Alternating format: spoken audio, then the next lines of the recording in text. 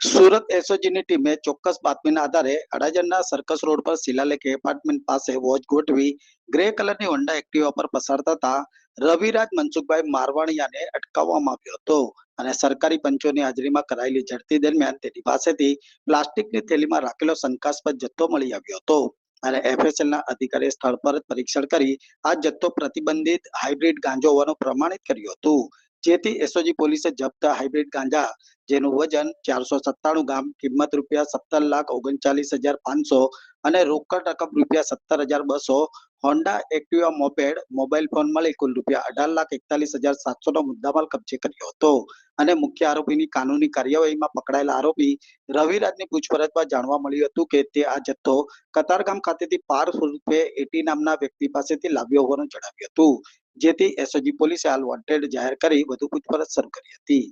SOG Adajan વિસ્તારમાંથી આંતરરાષ્ટ્રીય drugs રેકેટનો પર્દાફાશ કર્યો છે. શિલાલેખ એપાર્ટમેન્ટ પાસે રવિરાજ મનસુખભાઈ મારવાણિયા કરીને જે જૂનાગઢનો રત્ન કલાકાર છે તેને 497 ગ્રામ હાઇબ્રિડ ગાંજા સાથે 17,39,000ના મુદ્દામાલ સાથે પકડી પાડ્યો છે અને કતારગામનો પાર્થ ઉર્ફે એટી વોન્ટેડ જાહેર કરવામાં આવ્યો છે અને આ રીતે ટોટલ મુદ્દામાલ જે મોબાઈલ અને એનું જે બાઇક બધું થઈને 18,41,000નો પકડ્યો છે.